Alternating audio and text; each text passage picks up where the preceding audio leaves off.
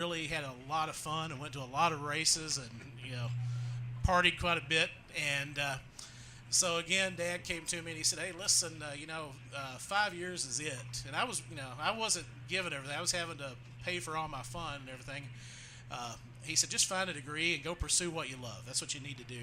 And I was really good at history, and I was really good at playing Trivial Pursuit. We used to gamble a lot playing Trivial Pursuit. And I said, "Heck, I'm just going to get a history degree. That's the only class I could get A's in." So heck, got a history degree, got a diploma that says I had a degree, and to this day, anytime I've gone for any kind of job interview, they'll ask, "Do you have a college degree?" "Yes, I do." And they never go anywhere else. They assume it's marketing or business. No, it's a history degree. So it worked for me. I don't advise that to other people. I especially don't advise that to my kid because he's trying to figure out what he wants to do. So I'm trying to steer him the other direction. Well, as I read your bio, that I looked up, that you've been involved in all sorts of drag racing, ovals. One of my favorites, drifting. Oh boy, I get all tingly about that. But strangely enough, I don't know some of the places you've been, but where you are, that's everything that's there. Yeah, it's really worked out well for me through the years because we're the only racetrack in the country that is involved with NHRA, NASCAR, and IndyCar. Plus, we have ARCA and Formula Drift. And I always like to blame it on the fact that I never really could focus on one thing. I just loved all forms of racing. I mean, really, when it all boils down to it, IndyCar racing is what I love the most, but I love a little bit of everything that's out there. So, one week I'll try to break away and go to a short track stock car race in Wisconsin, and the next week I'll be at a World of Outlaws race just because I love all of it. I try to stay involved. So that was one of the reasons I went to Las Vegas Motor Speedways because we had a little bit of everything out there. And then I was wanting to try to get closer to home as my parents were getting older and my wife's family's from northern Illinois. So we were trying to get back closer to reality, and the opportunity at Gateway came about, and I saw the potential, and it had all the surfaces that we wanted. The only thing we don't have there is a dirt track. A lot of people keep asking when we're going to build a dirt track. I love dirt track racing as a spectator, and having been out in Vegas, I had to do too much of it with the work. So it's good to have something that you can go out and enjoy on the weekends, and that's kind of what we do. Well, I understand that the owner of the track is as we speak is doing updates and so forth, and spending money now. When if I remember right, when you and I were chatting, I said, he's been into this. Are you making anything? Is it coming out? He said he spent $30 million so far. Yeah, he spent actually huge. a little over. But that's one of the things about people are very want to know where Curtis came from. That's one of the things I always try to really emphasize is he's a successful businessman, number one. But number Obviously. two, he's a diehard racing fan, racing enthusiast.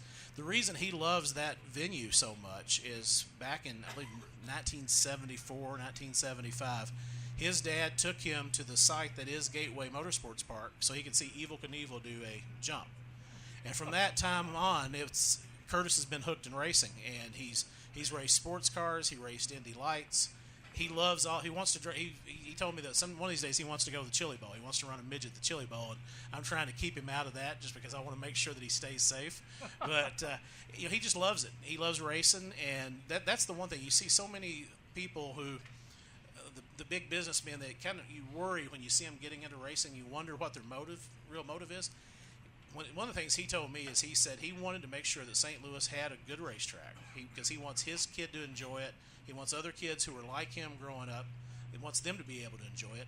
Plus, he's a home builder and a developer all through the whole area. And if that racetrack had gone away, it was going to look like a loss for our city. So he's very conscious about civic pride with St. Louis, and he's wanting to do positive things for St. Louis. And he feels the racetrack is that tool, and it's working so far for us.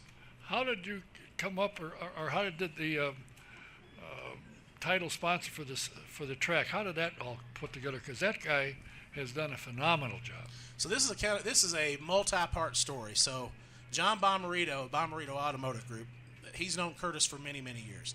John never really was into racing that much. John is just driven on car sales. That's his main thing.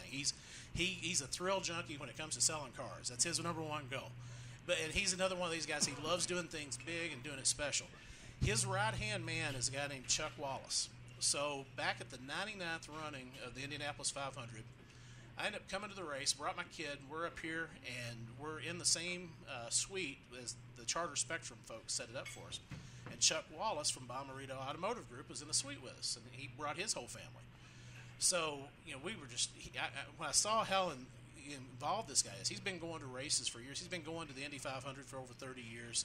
He's all over the place when it comes to racing, absolutely loves it. And, I told him that we were working on trying to get the attention of IndyCar to come back to Gateway. And he says, well, I tell you what, if you guys ever get it, I want to be a part of it. So I'm like, okay. I said, well, at some point you got to come over to our racetrack, because I've been working, trying to get a meeting with Chuck, trying to get him to Gateway for a couple of years. Never could get him over there.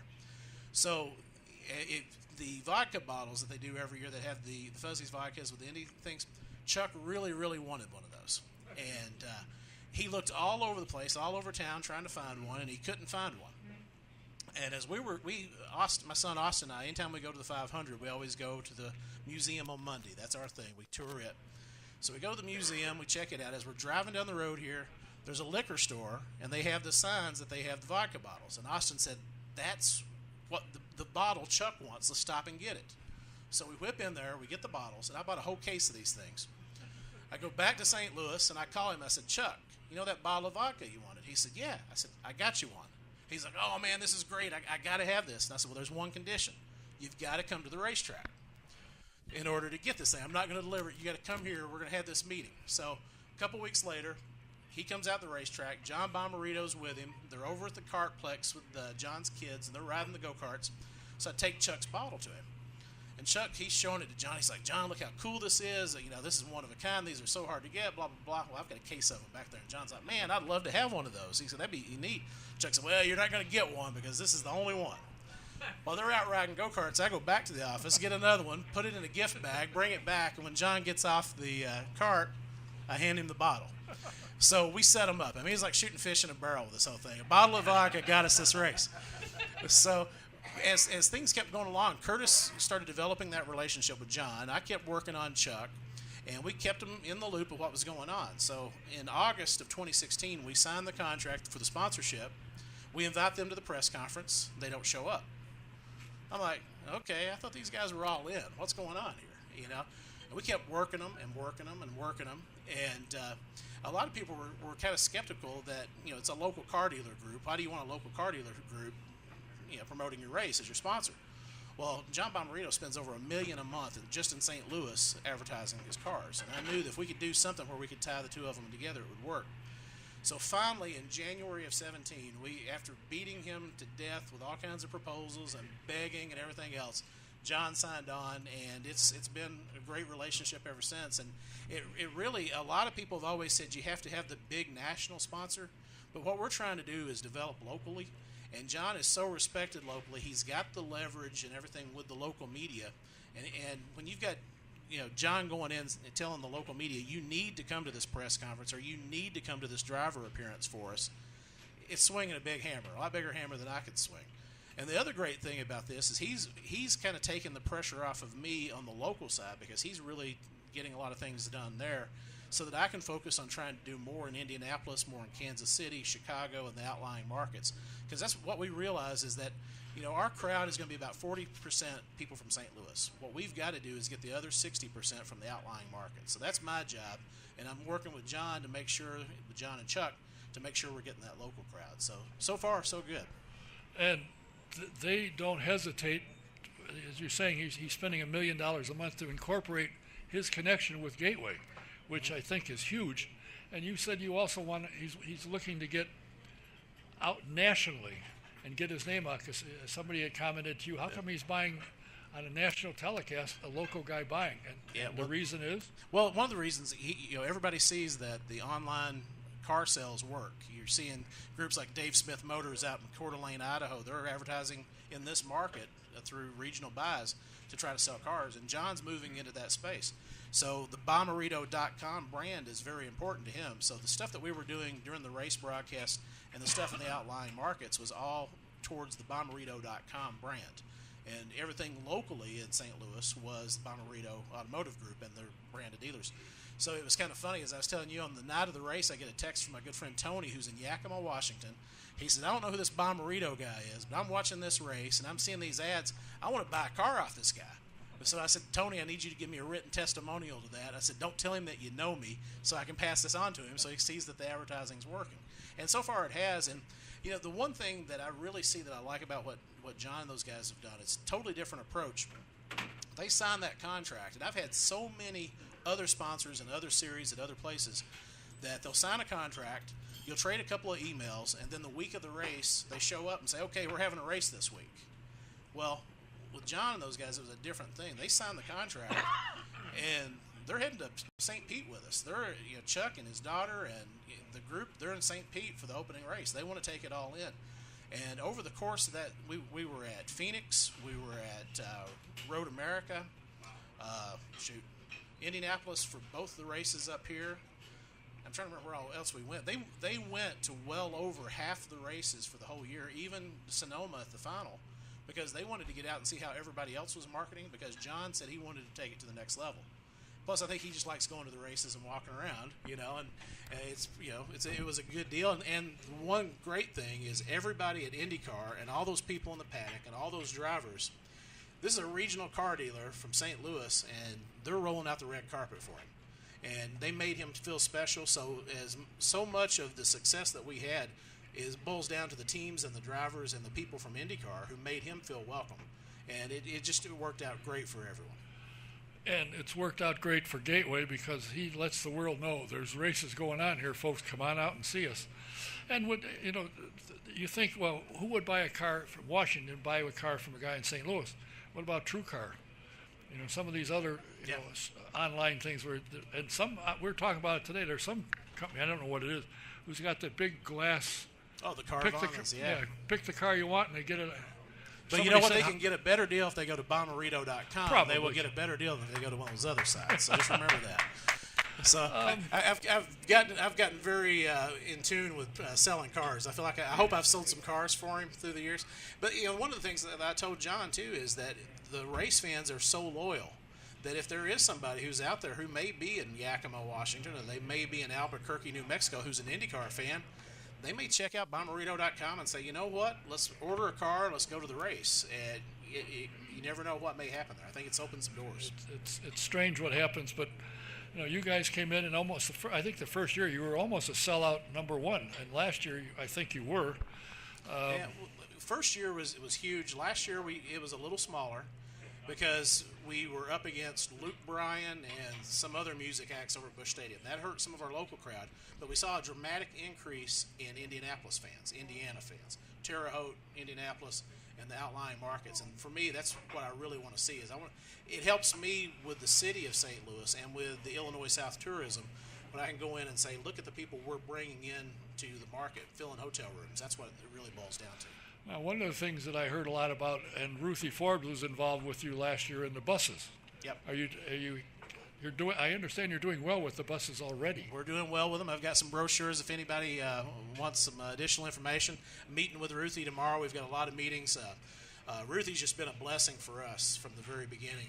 She's so knowledgeable and so buttoned up that I was looking for options on what I could do here in Indianapolis, and just happened to run into her. She told me what they were working on, and so she's become kind of my voice of reason and keeps me in check a lot of times here in Indianapolis. And it's really been very, very good. And I think that bus program is going to grow. And one of the things I'm hoping that we can see, I want to see how we can put together some programs too where people from St. Louis will get on buses and come to Indy. Because I want to try to see what we can do to develop this connection up and down 70 so that Indianapolis fans are going to the 500 and 500 fans are coming down to St. Louis. That's one of my goals. Are you getting any action out of Chicago area? As a matter of fact, we are. And it's funny, we've got a very good relationship with the folks at Chicagoland Speedway. We also have a very good relationship with the folks over at Kansas Speedway. And I was recently at a meeting at Kansas Speedway with the general managers for both of those tracks. They said some of the main questions they get from their fans is, when's IndyCar coming back? Well, some of the main questions we get at Gateway is, when are you guys going to get a cup race? So what we're trying to do is when we get those people who want to see a Cup race call, we're sending them to either Kansas City or Chicago. When those tracks are getting a call about IndyCar, they're sending them to us. So we're hoping we can continue to develop that relationship. I think there's a lot of opportunities there. It's interesting, this sport. Now, I mean, obviously the people in Indianapolis are going goo-goo because the Colts won. They're going to be playing again this Saturday. Things are going on. The Pacers are playing well, so they're all excited about that. But there's all these little things that go on in the sport, whereas in motorsports and IndyCar in particular, you don't hear any of that. I only know in the 60 years that I've been following the sport, I only know of 3 guys that have had legal problems, and one of them was because his dad told him what to do, and he did, and his dad went to jail for it. But you don't have that. I mean, sure, they sit around, they drink beer. I know we have a 500 champion engineer sitting here, and I know he didn't drink beer when he was, when they were out, and after the end of a day, getting the car running right, he would drink iced tea, of course. But some of these guys did it, and to me, I think it's probably the greatest sport because the crew has to do their job. And I've said this 10,000 times. If a guard misses a block, a quarterback might get sacked. Hopefully he'll get up and say thanks a lot and go on. But if a mechanic makes a mistake on a car, there could be real trouble. So, I worked on a crew for quite a number of years and know what they go through to get the car set up and so forth. I find it, to me, the most interesting sport there is, and I think when people finally get and they come out and they see an IndyCar race, they say, holy smoke. Yeah. When we went to Richmond, there was a crowd that was right in the main straight. And the last year we were there, I was spotted with Mark Janes, the voice of the 500. And we've said the last race is, for another year or so, we're going to have to find somewhere else to sit because the crowd is coming around, getting close to the backstretch where we were. And the fans, and what I usually do is I'll wander around and talk to the fans, go out in the parking lot, and all of them down there said, geez Louise, these cars are fast. No kidding. They're about 50 miles an hour faster than NASCAR, aren't they? Wow, they're fast. And, of course, at night the cars all shiny to look good. Yeah. Well, and one thing that I was really surprised by this. Now, having worked, I was at Las Vegas Motor Speedway for a long time, and we worked with both Champ Car and Indy Racing League, IndyCar at the time. And one of the things that I really noticed with this new crop of drivers that they have in the sport, and not just the drivers but the teams as well, is I remember way back in the day, you always thought that you could never get close, or those drivers back in the day maybe not were as friendly. This new group that they've got, it's unbelievable how hard they're willing to work for the promoter, number one. Number two, how great they are with the fans. And that's one of the things that I really want to tell people. If you get to the races, please go to the autograph session. Or if you see that there's going to be an opportunity for an autograph session off-site at another event, go meet these drivers because these guys are doing such a great job promoting the sport right now. It's unbelievable. I'll use Joseph as a good example. Joseph Newgarden last year came to our St. Louis Auto Show completely free of charge. I just had to pay his travel expenses, just reimbursed him. The guy had been sick as a dog for a week leading up to it. He was going to have to travel overseas a couple days later. And he comes to the show, and he's there, and I don't even really know that he's sick at the time, how bad off he is, until his godmother who lives in St. Louis, she said, I just want you to know, he needs some Gatorade or something. And she tells me the story. Joseph didn't want me to worry about how he felt because he didn't want to worry about letting the fans down. So we loaded him up with Gatorade, and I said, man, you don't have to do this. He said, no. He said, if people are coming here to see me, I want to be here for them. He signed autographs. He took pictures with everybody. He just did an amazing job. James Hinchcliffe, he flew down to St. Louis to go with Curtis to a St. Louis Sports Commission meeting to try to sell the race, to try to sell the sport. He did it because he wants to grow the sport. And there's just story after story. Ed Carpenter has probably been one of our biggest lobbyists in helping us get the race. And you don't see that in other forms of racing. There's one or two guys like that in drag racing, and I'm friends with a lot of people in drag racing, but a lot of times when I need a favor or try to get a program going, there's a bill attached to it. With these IndyCar guys, they want to help the promoters, and they want to help the sport. And my boss, Curtis, always likes to use the term, we all need to pull the rope together. That's one thing that I see right now with this sport, with IndyCar, and I think that's one of the reasons it's so successful, is you've got the promoters, You've got the drivers, you've got the team owners, and you've got the sanctioning body. They're all pulling the rope together. They're all working for one cause. And if we can keep that going, I think we're going to be in really good shape. It's growing. I think we're going to be the best is yet to come. The thing that always impressed me is when there was an autograph session, I used to go out and just wander around because I knew all the drivers and everything, so that wasn't an issue. Just watch. And what always impressed me is the driver would recognize somebody and they'd acknowledge him, and they'd just, the fan was just thrilled. He remembered me. And that, I think, has hooked a lot of people, myself included, because I'll walk by and say, "Oh, hi, Don, how are you?" "Oh, he knows me." Kind of fun. And the sport has changed. When I first came here in 1962, I think it was, and I used to follow short track racing a lot, and, the guys would go be at the speedway or they'd be at a track somewhere, and they'd have a problem, and they'd go out in the parking lot and settle with a 2x4 and a jackhammer. But they go to the bar, have a few beers, and the next morning they're helping each other work on their cars. It's not like that anymore. They come in with their briefcase and their driving suit on a dry cleaner's hanger. And if, say, "Geez, I'd like to go and run with World of Outlaws." "Oh, no, you don't. You're in here." So it's changed, but I think the guys, as you say, are smart. They realize what it takes, and I think the requirement is they make 7 appearances, and most of them will make more than that. I mean, if you call Connor Daly and tell him you want him something, he's there. And the same with Hinch and some of the others, though. They know what it takes to fill the stands, and with the stands full, we don't lose Phoenix if they were full. Well, I'll tell you one, the first time I really realized how dedicated these drivers were is the first big test session we had at Gateway. We were trying out our old surface because we were hoping that whole old surface would work for us. It didn't. So we had a big delay because there were some tire issues. And instead of the drivers who they could all have ganged up and they could have started talking about how bad our surface was, because we were dealing with a really old surface that was coming apart, and we'd already spent a couple $100,000 with this new patching program that we thought was going to work, and it didn't. None of the drivers complained. All the drivers just said, "We're going to give you guys time to get this figured out. We're not going to bash you. We're as supportive as we can be." And we had a lot of fans who came out because they wanted to see that first test session. Those drivers, instead of going back to a motorhome or going back to a rig, they're over against the fence talking to every single fan that was there that day. Angle it up a little more? Okay. And those guys probably did more for us in helping our cause, and then we had to go spend $2 million to repave the racetrack.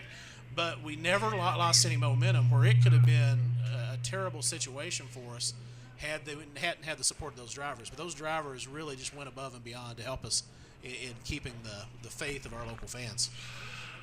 It's amazing what they will do, and if you think they don't understand what it takes to make this thing successful, you're dreaming. These guys do know.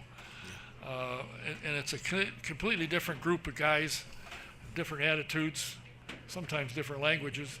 Yeah. But they're all, in my opinion, this is the greatest series in the world, because to become a champion, which Scott Dixon has done 5 times, you got to be able to run on short ovals, big ovals, street courses, road courses. You got to run it all, and if you win it, I think you're the best. So. Well, that's one of the things, too. There's a whole lot of other sports, not just motorsports, but a whole lot of other sports. They need to be taking a look at what the IndyCar drivers are doing as a group and how they're working for their series, and they're not detrimental to the series. If all sports would do that, especially if all forms of racing would do that, you never see the IndyCar guys airing their dirty laundry. They're very professional. They're very buttoned up, and that's one of the things I love working with them. Well, I know we have some things to draw for at the end of the program. Can you stick around to the end? Hey, I'm planning on it. We have some tickets to draw for the Gateway race. He has brought some T-shirts, and all you NASCAR fans, they're NASCAR T-shirts. Well, here's the deal. When you're painting a bedroom. Yeah, so my T-shirt vendor, she took off to New Zealand to go watch midget and sprint car racing, and has the key for the souvenir trailer. So all I had in the actual office I get to is some NASCAR Camping World Truck Series shirts. But like I said, it's a good T-shirt. It's a good base layer. So we've got some T-shirts to give away, and also brought some tickets to give away, too. So we got some certificates there, so we're going to be giving some prizes away. And at the end of the program, we'll draw for them. They passed out tickets on. If you didn't get one, tell your server about it. There she is, lovely. Brenda looks lovely today. Doesn't she look lovely? Yeah, she got the... Oh yeah, they stole it. How?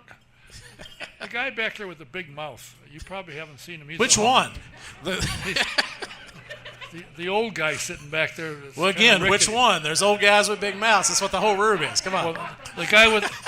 There's two Hall of Famers back there. The guy in the red hat sitting there is Eldon Rasmussen. He's a Hall of Fame, and the guy waving at himself because he's a big star is Howdy Bell. He keeps telling me that, and he brought our girl with him, so I'm happy about that. I appreciate you taking the time to come here. I think what you guys are doing, at that track and attracting attention, and your title sponsor is doing to help you make that happen, I think it's phenomenal. And I think I think other tracks need to take a look at what you guys are doing, and maybe you ought to have seminars down there and charge $150 and give them the scoop. Well, I tell you, it's one of those things. I'm never one to believe our own hype, and I worry about each and every race, whether it's a Saturday night bracket race or a drag strip or an IndyCar race or an NHRA race. I'm always afraid. I don't want to be one of those guys who starts taking it for granted. So we're just going to keep working harder. It's an interesting market. It's an interesting time in all of live events because so many people are sitting at home watching things on TV or on their phones, and we're just trying whatever we can do to give them more incentive to come out for the event. So I don't ever want to get to the point where we think we know it all because it changes so quick. We've been very fortunate for the last 2 years. Hopefully it carries over to year 3, and we just keep building from there. But the good thing is you're bringing in other series to keep people entertained the whole day. No matter when you get there, at 9 o'clock you can watch the Road to Indy program. In the middle of the day you got the trucks, and then afternoon you got IndyCar. Well, and I got to make sure I work in a plug for my guys over at Vintage Indy Registry with Mike and Ron and all those guys and all the crowd that supports that. That was one of the things. We do a lot of fan surveys after every event. I do a fan survey. And one of the main things that we saw, and these guys may have stuffed the ballot box for all I know, but people wanted to see Mike Lashman? Yeah, no. They wanted to see a vintage program. And the interesting thing about this is before our first race, I started calling around trying to get some vintage cars in there and wasn't having a whole lot of luck. And then just kind of by accident we found one another. And Ron and Mike and all these guys, they've done just a tremendous job of making all that happen. And the number of people who had never been to a vintage event of any kind that were there last year, they were blown away. So when we did this year's fan survey, the response was just incredible. People who loved it and want to see more, want to see it grow, and we're committed to working with them to make that program bigger and better. Have you got extra large Grand King hats? Because Mike's going to need one. Yeah, he's done a great job, and I think all the vintage people that I've spoken to have said to a man and woman, Tony Perella and SVRA has waken up the world to vintage racing and vintage cars, and it's helped everybody. Yeah, it's great. It really is. Well, I thank you for your time for being here. Thanks for having me. It's an honor. I know you came all the way here to meet with somebody at the Speedway, I'm sure. Well, actually, we're on Thursday. They're going to have over the Speedway. They're having their PR summit, and we just decided to come up and check it out, see what's new and going on. And then all day tomorrow, I'm spending it over in Speedway, having lunch with a couple of guys from within the sport, and working with Ruthie, and we're working on some stuff with IMS Productions. So. We're trying to knock out a whole bunch of stuff, and you were the perfect lead-in for it. So It worked out great. Perfect. Nobody said anything. That shows you. They can't wait for me to shut up. Well, thanks for coming here. If you're at the event tomorrow afternoon about 1:30 when there's half a dozen drivers and the Mario Andretti thing, I'll see you there. All right. Thank you so much. Please, if you get a chance, you haven't been to Gateway, you got to go. Chris Blair. GatewayMSP.com. GatewayMSP.com. Thanks for being here. All right, thank you. And if you get your tickets at the end of the program, we'll draw for some tickets if you want to go. All right, thanks. You. All right. I want to remind you that Sam Pierce Chevrolet is where you find the best deals in the country, because the best deals in the country are, in fact, in the country, and Daleville is right in the middle of it. Just take I-69 north to exit 234, exit south 1 mile, and you'll see Sam Pierce Chevrolet right there. And one thing about Sam, when he sells you a car, he doesn't stand behind you, he stands alongside you. So if you're looking for a car, go see Sam. If you want to take one of the fine rides in America, it's a two-seater with the Indy Racing Experience. All you have to do is call 317-243-7171, talk to Shonda, or you can go online to IndyRacingExperience.com, find a date that works for you, and sign up and use in the promo box, put SJ1, you get a 50% discount. If you haven't joined the IndyCar Nation, you should do that. It's a great operation. It's a lot of perks that are happen at the track, that you can get a ride in a pace car. You can wave the green flag for a practice. All kinds of things going on, and this guy, you'll find him, my next guest, involved at the Q&As when they have the Fan Zone driver introduction. So go to IndyCarNation.com, sign up. It's a great operation. And if you are looking for insurance for your home, your car, or your commercial property, call Mike Pardee at VP Insurance. He's located at 5004 West 16th Street in Speedway, Indiana. The number is 317-248-0070. Let him give you a quote. You might be surprised, like we have been. You get better coverage for less money. Don't forget, the Grand King Speaker Series gets kicked into gear again on January 26th. Starts at 5:30 down at the Grand King Shops, located at 8100 Crawfordsville Road. Is it 81 or 85? 8155 Crawfordsville Road. You want to stop in there and see the guest of honor. The guest will be Donald Davidson. So get in there, and it's $25. They'll have food. They'll have a cash bar, and you can listen to Donald. And also they have some new Grand King hats. So you give them a call or email them. They're $25 for a hat. You want to get yourself one. And don't forget, if you're a vintage car fan, you got to go to svra.com and subscribe to the Vintage Racing Quarterly. It's a great first-class magazine, a lot of great stories. You will love it. My next guest is a guy that you've probably heard all the time. He's a graduate of Bowling Green State University with a degree in communication. He has been a program director. He's been a musical director for a number of years, and he was also in production for Bob and Tom. An elephant ear machine away from being a carny, Don. That's my role. He is the guy 90% of the time, but not at Gateway yet, is the track announcer, driver introductions. We do the introductions here. We certainly do. I know that. That's why I said it. If you didn't do it, I wouldn't have lied. Okay, well, you're not. Okay, that's fine. And if you are... These are the longest intros. I just say the guy that... Please welcome the track dud. Thank you. There you go. Thank you. Michael Young. I just want to say, Don, God, I love you to death, but these papers are from like 1970. These are on a mimeograph. They got mimeograph smell on. These are the oldest papers in the world. You should get new printouts. I can't afford new ones. Yes, you can. My gosh. He's got barkouts. This one paper there's a one read that it says 2010, and he scratches, and then there's 11, then there's 12, 13, 14. He's up to 19 now, so you could print a new one. It's okay. All right, if you need any graphics work, don't go where he goes. Exactly. We'll help you. How are you? Happy New Year. And to you as well. Thank you, sir. Are you too busy at the shop? He is the general manager at Freelance Graphics. Yeah, it's that time of year. We're getting geared up for all the race season, so we're working with a lot of the NHRA teams. We do the graphics for Team Yost, the IMSA program, and, of course, IndyCar stuff. So, yeah, getting ready to go. Do you miss being on the mic, being in the pits? No, on the pits. No, I still do IndyCar radio. I'll still be on the radio network this year. No, that's what I said. You're a pit reporter. Oh, you mean, do I miss being there it's now? Only been like 4 months. It's not like it's been 10 years. No, but you know what I miss is being on the radio. Some radio background. I miss being on the radio a lot.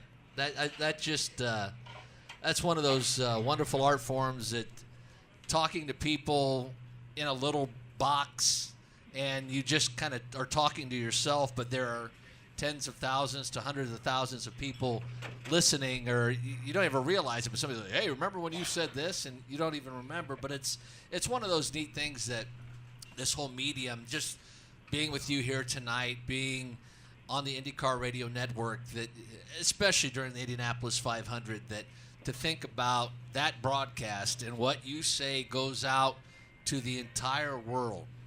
The little kid from Delphus, Ohio is now saying something about a pit stop, and people are hearing this all over the world. It's humbling when you really think about it.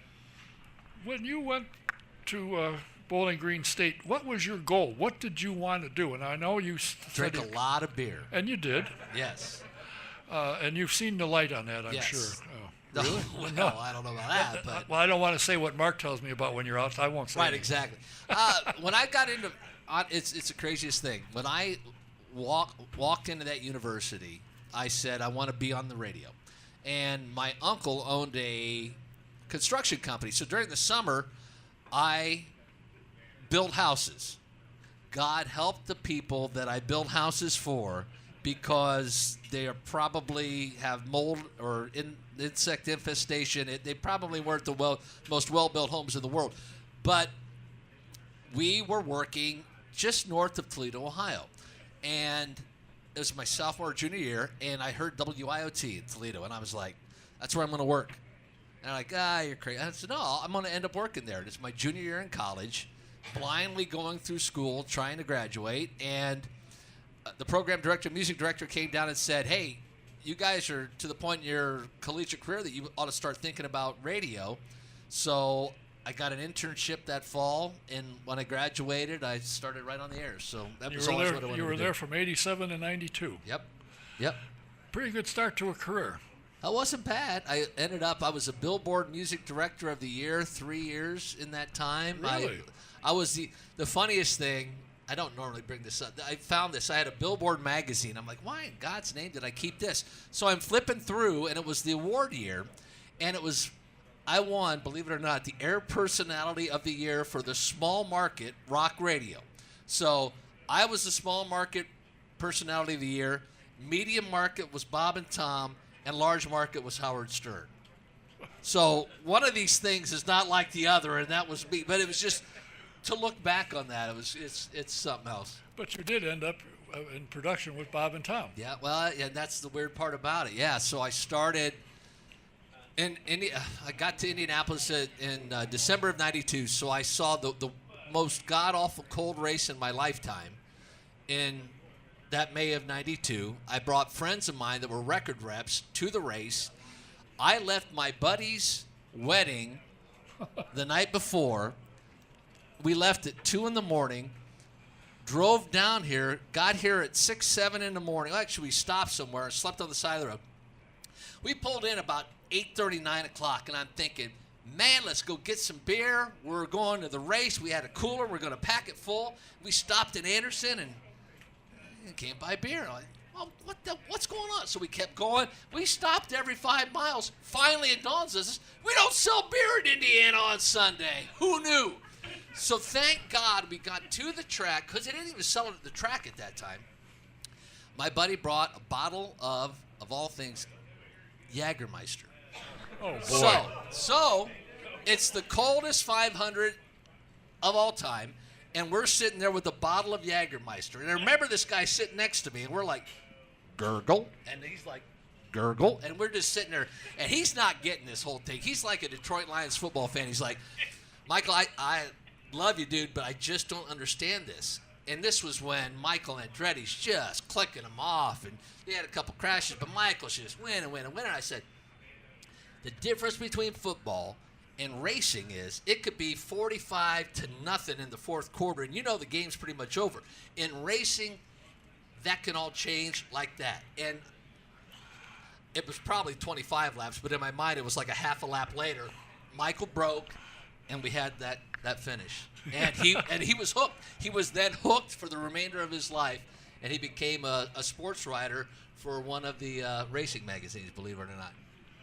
Well, that's kind of what happened to me. I got drugged down here, not wanting to go. I went and watched it on closed circuit television at Hillside Theater and fell asleep 2 years in a row.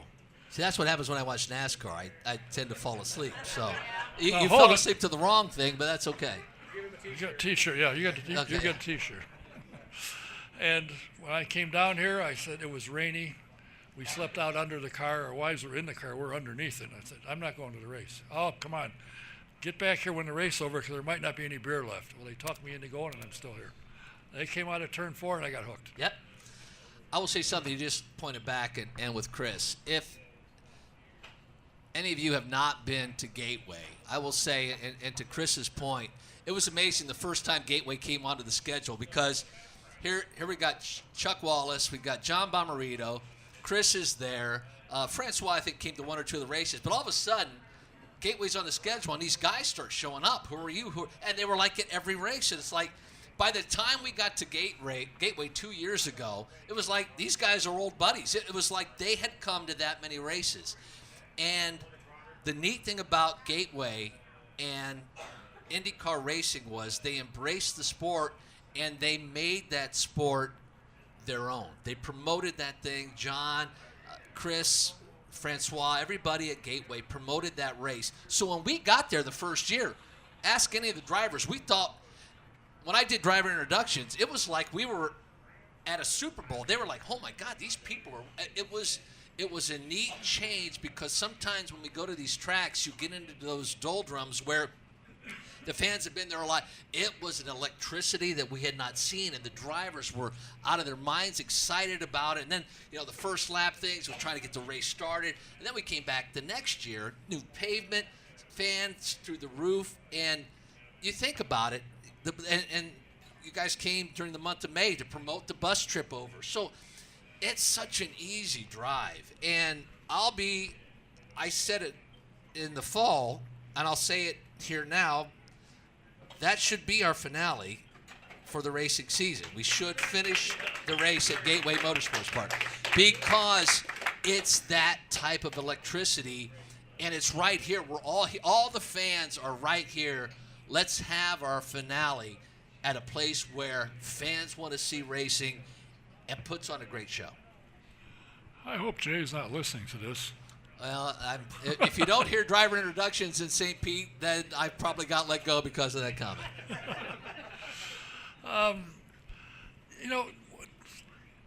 As a track announcer, a reporter, part of your job is to go up and talk to the engineer or talk to the team owner, like Chip, if he's there, about what's going on. Do you ever have anybody tell you, get away, no, I won't talk to you? It happens, and you got to understand it. So it's like being a fan.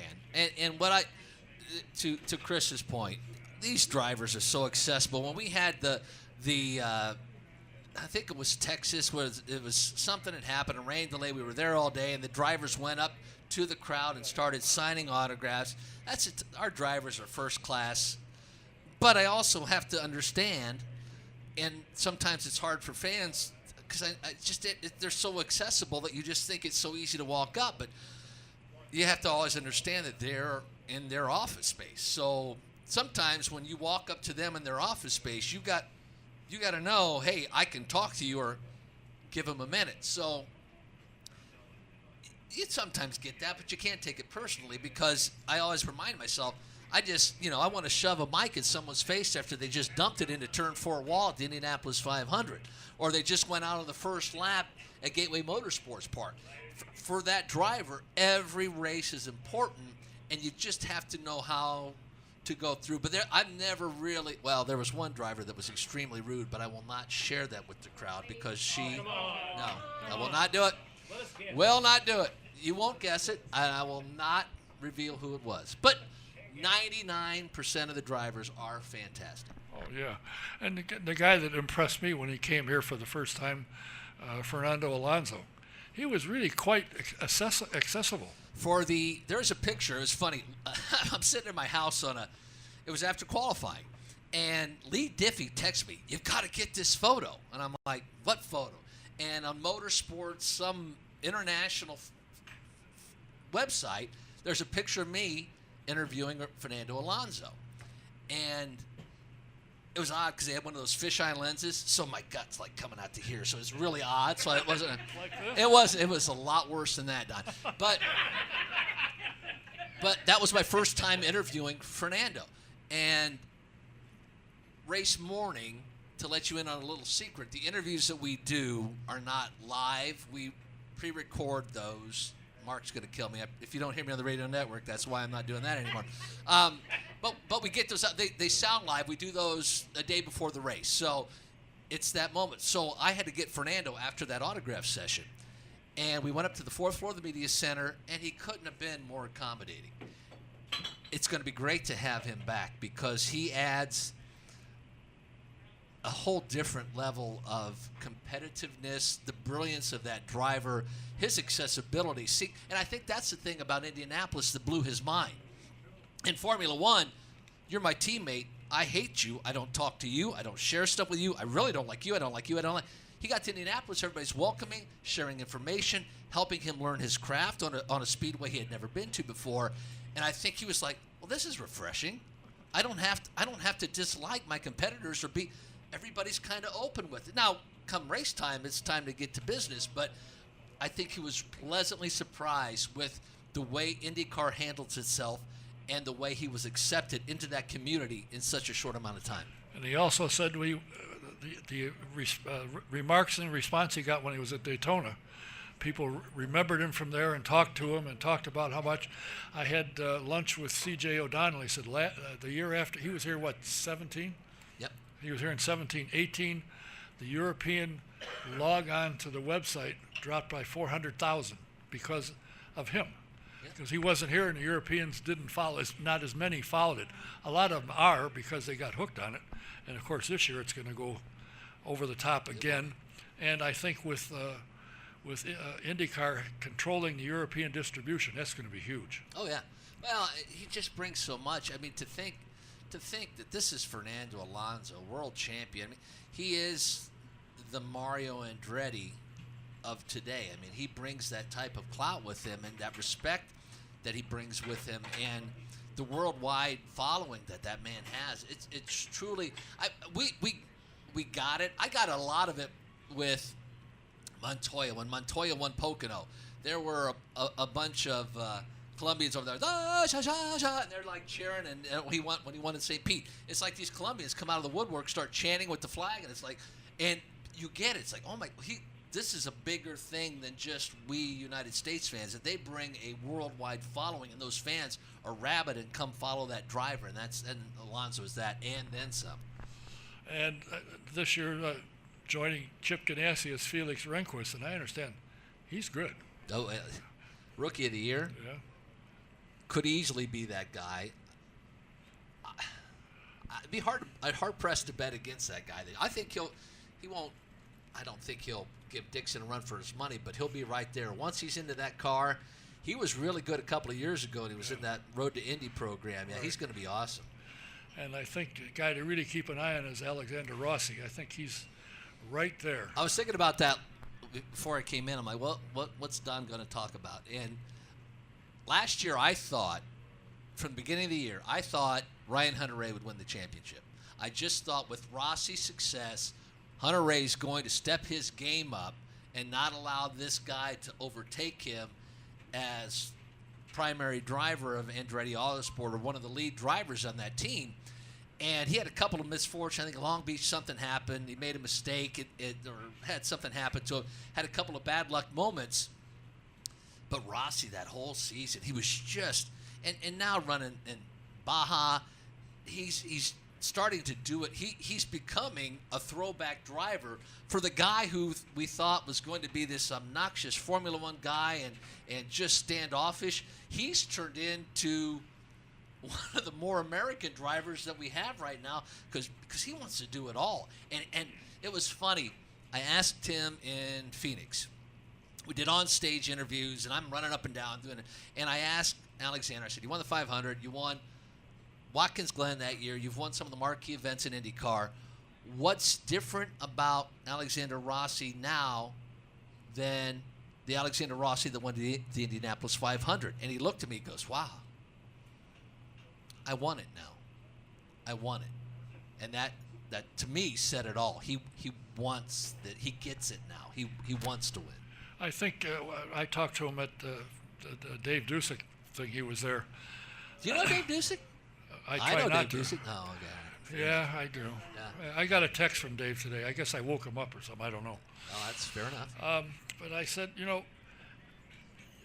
it looks just looking at you and watching you talking to people, this is where you really want to be now. He said, absolutely. Yeah. Absolutely. This is it. You don't have any eye on Formula One? Not at all. And I think there might have been after he won the 500, there may have been, and there was talk about him maybe leaving, but there's no place he wants to be right now. And I will say this, I think he's one of the best things we have going right now because he brings a different dynamic. Last year, he kind of played that bad guy role. I mean, he punted a couple of people, and he got booed a couple of times. He got booed in St. Pete after punting. I mean, there's been a few moments where I've had drivers get booed on the podium, and that was one of them. He got booed, and physically, he was just like, I said, oh, this is great because people are now becoming emotionally involved. I hate Alexander Rossi. I love Alexander Rossi. That's the kind of you can't create those types of those driver adversities. You can't create that type of emotion until you get that type of fan contact that I like that guy, I hate that guy. To hear those kind of words before, everybody got back together. It's like, oh, we are all one big team. Oh, I love Roger Penske. Well, didn't you hate him back in '95? Yeah, when he didn't make the 500, it was the best day ever. But now you love him. Well, yeah, because we're all together. You can't have that type of compassion, emotion that without that type of love-hate relationship, and we're getting that now. Yeah, and I think I agree with it. That's good. It's great. Because you see the people in the stands with sitting next to a guy who's got a Rossi shirt, and the other one's got and they go back and forth, they argue, and that's what you want. Yep. And that's what I thought was great, off the subject a little bit with Bob. I just forgot his name. He was a sports columnist for the Star. He went to Channel 8. What are you talking about? Sports writer for the Star, Bob Kravitz. Oh, Kravitz, yeah. He was great at getting people to talk. I mean, he didn't care that you so-and-so, what? Well, that's the whole idea. He had electric probes, and he would shock people to get them to actually say that's how Kravitz gets his interview. Don't give him too much credit. No, I know. I'm kidding. Are you in a position now with what you went to school to study? Is this what you want to do, continue, but you want to get on a radio station? You said that. You'd like to be back in radio. I always say I'm an elephant air machine away from being a carny because from 1 minute I'll be doing something. How can you not love doing what we do? To be a part of Gateway Motorsports Park, to be a part of the Indianapolis 500. I called the race in 2010 with Dave Calabro. I mean, the best moment of my life was when Dave did introductions down there. So he's way down there, and if you've never seen it, so the PA booth back in the day, like it's only been like 8 years ago, so way back in the day, there's a place underneath the main grandstands at the start-finish line where there's a little booth there. And you got to crawl up into the main straightaway and then shimmy down a pole, and then you lasso yourself and then shoot down a beam like one of those, what does they call that? When you, not a bungee, but when you go down the zip line. It's zip like line, yeah. There's a zip line that's about 2,000 feet long. That's not true. But you have to crawl down a bunch of things to get to this little booth, and it's just 2 doors. I'm like, how in God's name did I get here? And you walk in. So I'm sitting down there, and Charlie Walker, God rest his soul, he just passed away, one of my favorite people at the Indianapolis Motor Speedway, was there, and he's got mints and he's got cashews. So now I'm sitting in the chair next to where Tom Carnegie used to sit, and I'm like, holy, can you even believe that this is going on? So Dave's doing this thing down there, interviewing the drivers, and this was the year that Kanaan started dead last. So now Calabro, okay, and then Mary does her thing, and so now it takes Dave like 25 laps to get up to this place because you got to shimmy down a thing, and then you zip line down and bungee to this little booth. So I'm like a kid in a candy store, crapping my pants, thinking, what am I going to do? So it's just like they're coming around, and there's a start, and they go, and I'm like, oh, my God. So it's just like, and they just come by. It's like, do-do-do-do-do-do. I'm like, oh, my God, I'm doing, and I'm like, Kanaan, 25th, and and everybody, because it's just Kanan's charging through the field. So I'm calling in there, they're coming out on the turn for Kanan, 18, and they're just going crazy. And it was just like, are you kidding? 400,000 people, and they're just waiting for me to say Kanan. I said he led the race, and like, no, that's Kanan. I didn't say that, really. But and finally Dave came back in, and we were back to normal. But I just, for 10 laps, just called Kanan going from 33rd to 28th to 20, and it's just to have that many people go, and you just hear that sound, and it's just like, my God, you until you've done it, I can't even do it justice. The feeling to have those cars right in front of you, and just to say something, and to have 400,000 people react is, and you didn't have to do it. It was like I took a page out of Tom's notebook. I didn't say a lot. I just said a few things, and that's all they wanted to hear, and just let it breathe. It was awesome. And did you get to say when somebody was quick, it was a new track record? I mean, that's Tom's. That should never be said again for the remainder, because that was Tom's deal. It's like, if you can't come up with something new, then you don't deserve the position. And what else is there to say? Because Tom's thinking, what should I say? Well, it's a new track record. Well, obviously, because that's the only thing because it is. So how are you going to outdo the greatest line that's the most obvious line? So good luck to Dave or whomever's doing those kind of calls again. That it's just really it's really neat just to be a part. Am I doing what I'm doing? Yeah, I mean, it's at a racetrack talking to drivers and entertaining people. It doesn't get a lot better than that.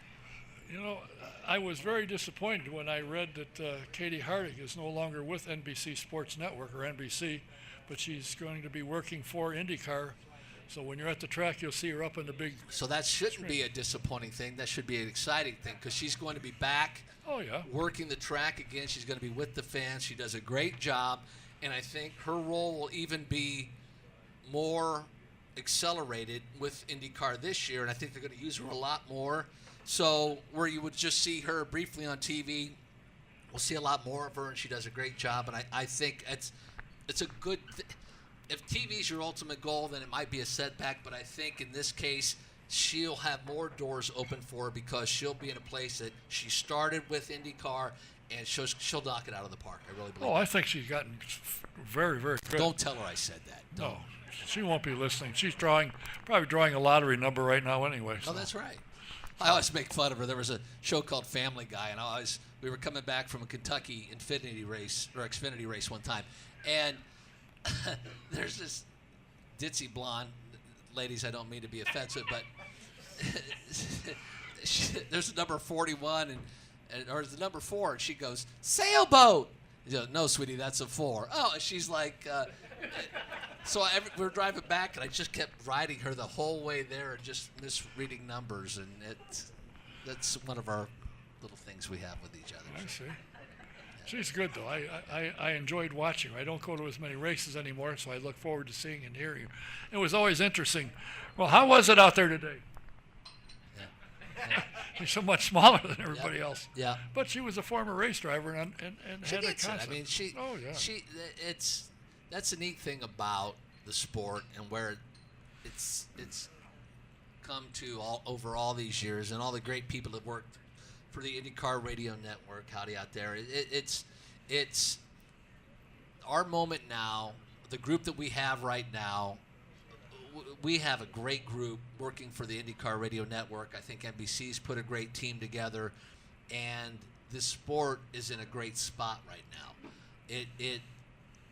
NASCAR is in a flux now, where I think they started chasing their tail, trying to make excitement, trying to create the great thing about IndyCar racing is we don't need to make a championship excitement, because it's already exciting, so we don't really need to create any storylines, because they're already there. And I think in this day and age, people see through that. They know what's real, what's not, and they just want to see. I think this is true for any race fan.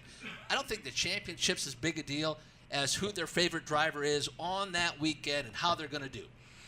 I don't think I ever went to a race and said, boy, I sure hope my guy wins the championship. All I cared about was he winning that race on that day. And I think that's the difference between racing and stick and ball sports. It's a long, drawn-out process to get to an end where in racing, your end is green flag, checkered flag, and that's it. But I think the thing that's also interesting in getting fans' attention is the last 4 or 5 years or more, the series wasn't won until the last event. Right, and that's say we don't have to manufacture anything. No. It just happens naturally, and I just think if you try to manufacture that excitement, it always falls flat. You can't. People see through that, and that's the great thing about IndyCar championships is it's always come down to the final race of the year. That's why I think it would be even more awesomer to finish at Gateway Motorsports Park, because it would be super exciting to see it finish there.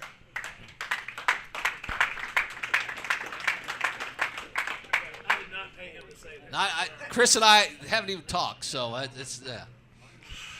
You know, there's something about the sport. Now, I like the Colts. I'm a Bear fan from when I was a kid. Oh, God. Thank you. Doing. Sorry. Now you let got me put that straw up for you, Don. See if you can hit it or maybe run right into it. Go ahead. Now, what you have to understand, the poor guy probably only gets $5 million to kick a football. Poor fella. Right. I bet he won't be kicking next year. Not anymore. But there's something about motorsports. The connectivity of your team, the coordination that everybody has to have to win a race. It isn't that easy. When I first came here in 1962 or 3 it was, I thought they backed the car. It was open wheel trailers at the time.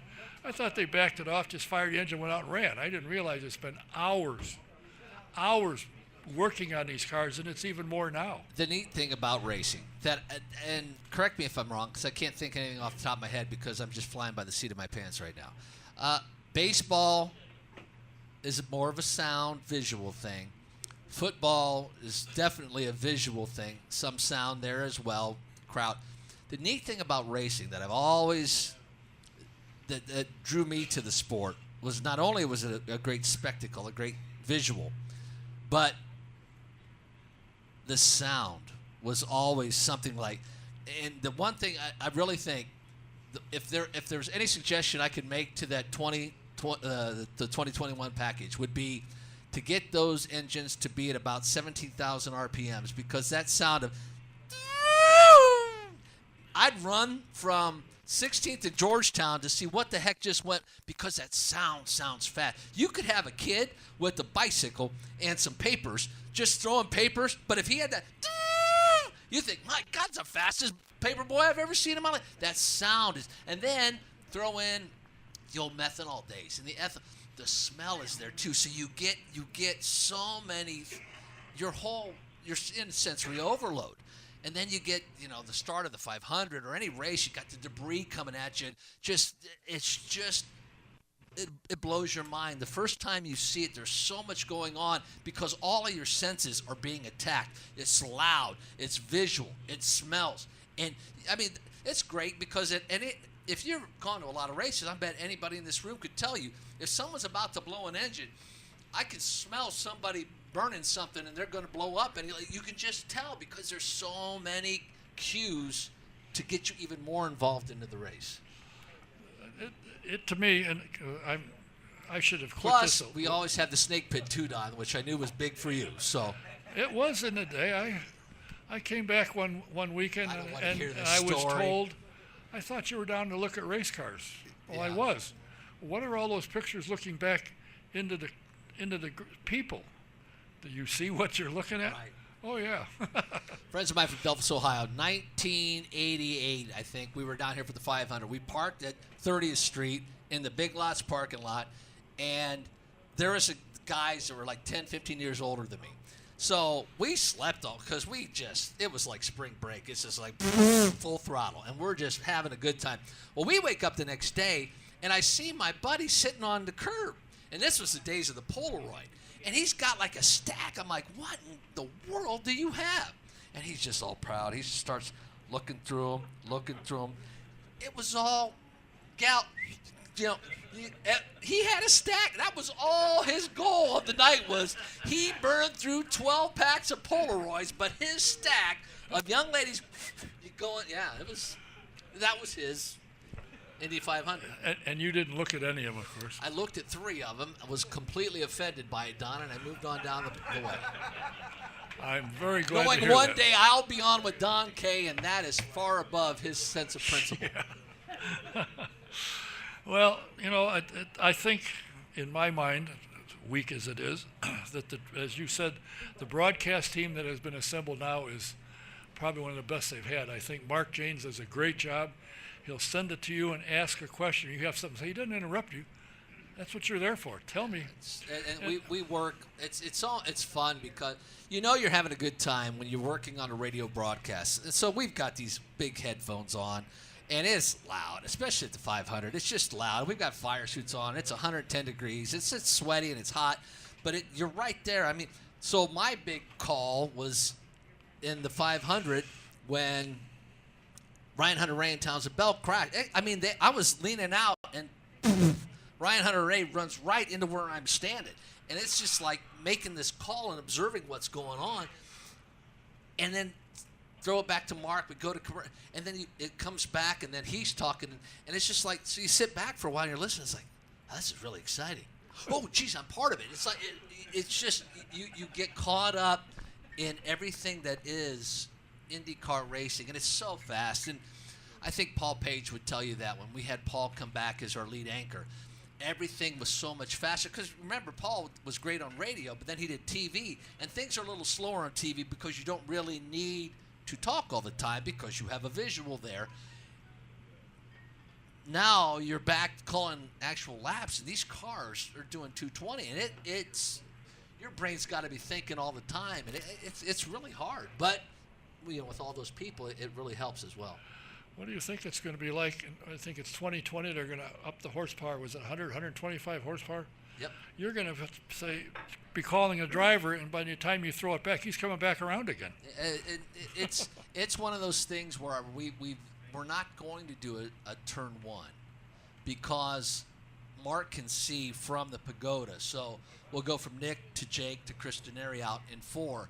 But it's just so much. We go back and listen to the old broadcasts.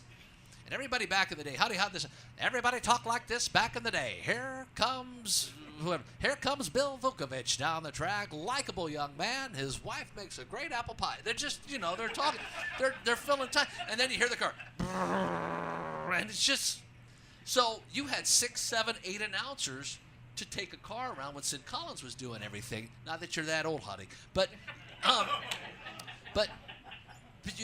it's changed so much from that time to when we're doing it now, and technology is so good. It's just, and that's the other thing. Everybody's got everything in their hand anyhow. They've got timing and scoring, so it's just full sensory overload for these fans and the information that they can have.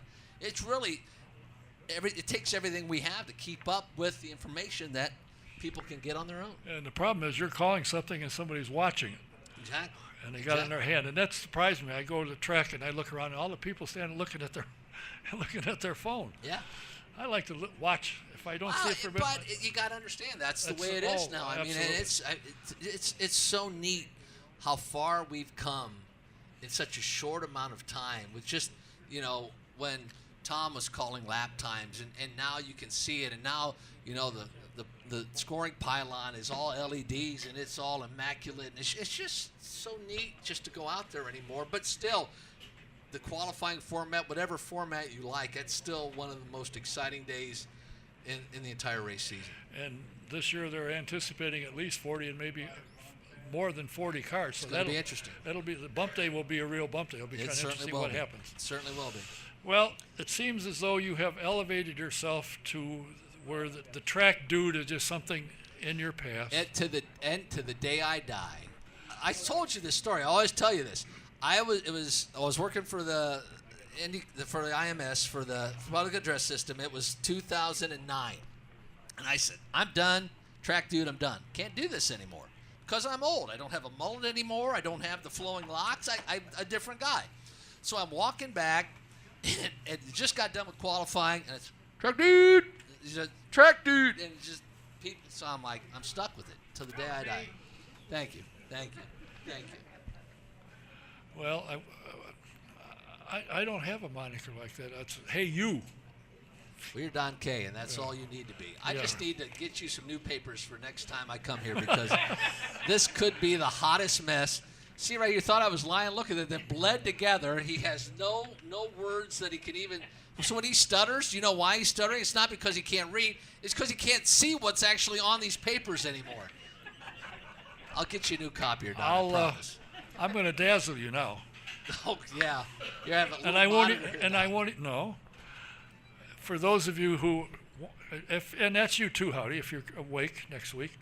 My next week's guests, my first guest will be the 3-time Top Fuel world champion, Antron Brown will be here. Nice.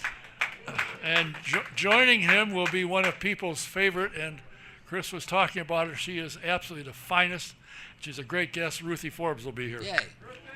So 2 things. Love Ruthie Forbes, and Antron Brown is one of the most gracious gentlemen, and he has done so much for that sport. And be sure to be here because I think you'll be treated by both of them. Oh, Antron's a great guy. Yes. Great guy. He's been raising kids. Why he hasn't been here because he's been coaching them for the last 3 or 4 years. Yep. Now he said, I'm done coaching. I'll be there. Yep. So he'll be here next Tuesday. Yep. How about some giveaways? We got giveaways. Yes. So we're going to end the night. Thanks for everybody sticking around. If you got your tickets, we're going to draw for them in a minute. Have one of the ladies bring. Here they are.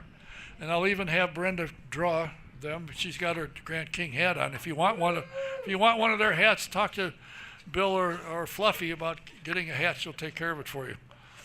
So we'll be back next week. So thanks for being here. Thanks for watching. Let me draw this. Let me draw this because this is what I do in IndyCar Nation. All right. Does everybody have a? What is this for? Chris, you have stuff? Okay. Does everybody have a 326 to start their tickets? Okay. From now on, we will not read 326 because that would be mundane and boring. So we're just going to read the last 3 tickets. VIP gift certificate, 4 red reserve tickets with parking to the Bomarito Automotive Group 500 IndyCar race, Saturday, August 24, 2019. Total value of $260, autographed by the one and only Curtis Francois. Last 3 numbers, 1, 3. Yes! We still have one more, sir. Reading 3 numbers, not just 2 numbers. 1, 3. You still going to hoot and holler, or are you going to listen to the last number? 2. Hey, congratulations.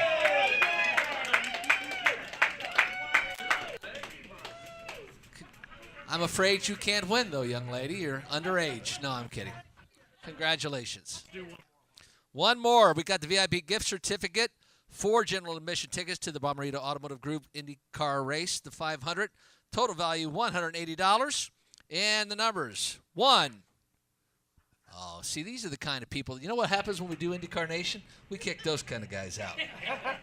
We don't like their shenanigans, Don. 1, 2. You going to join us, or are you just going to start talking to other people here? 1, 2, 8. 128. Oh, no, you did not win that. That guy cannot win, Don. Ron, with making, and you think you deserve one? You really? got a pack of matches or something we could give this guy? Just give him a pack of matches. That's all he deserves. Congratulations. Don, I'll let you finish. My pleasure. Great Thanks to for see being you. here. Everybody will see you at the start of the season. Have a Michael great Young. evening. Thank you, sir. When you listen to the race, listen to him. If you go to the race, and you're an IndyCar Nation member, this is the guy who'll be doing the fan zone interviews and stuff. What else? What's next? We got a whole bunch of T-shirts. No. Let's give away. Anybody wants a nice T-shirt from They're NASCAR Gateway? shirts, so most of you won't want NASCAR. Oh, they'll. So what else are we? What else are we going to draw for?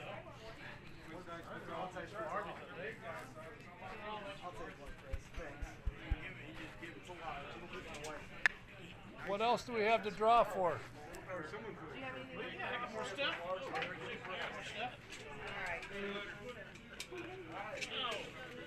give away a Gateway Cartplex gift card. All right, we have a Gateway Cartplex gift card, a VIP gift certificate, 4 Cartplex Arrive and Drive vouchers. The number is 127. The value of this certificate is $128. 127. It's got to be near you because you had 128. 128. That's what I said. Anybody got 127? Going once? Going twice? 127. Okay. We'll draw another one. 109. 109. Hello. All right, somebody back there got it. All right. A VIP gift certificate for 4 Cartplex Arrive and Drive vouchers. All right, we got one. There you go. All right, how about let's give away 4 Coal Night tickets for the Bomberito 500. We have a gift certificate here for a VIP gift certificate for general admission to Coors Light Pole Night, race and parking pass. The winning number is 118. 118. Yay! Are you going to go? John Martin won. Do you know John Martin? Should we even bother giving away NASCAR certificates? There might be somebody. Anybody go to give away for the NASCAR race? Let's give away 4. The Gander Outdoors Truck Series, June 22nd. 4 general admission tickets. The number is 133. 133. I've actually got 2 of those, so we'll give you that one. Let's do one more. One more to go. That's 129. Winning number for the VIP gift certificate, NASCAR Gander Outdoor Truck Race, Saturday the 22nd. The winner is 129. There we go. There's a race fan. Here, I'll throw these away for you. All right, thank you. You're welcome. Thanks for being here. Thanks for sticking it out. Sorry about the delay to get started. Don't forget next week, 3-time Top Fuel World Champion Antron Brown and probably racing's nicest gal, Ruthie Forbes. See you next week. Thanks.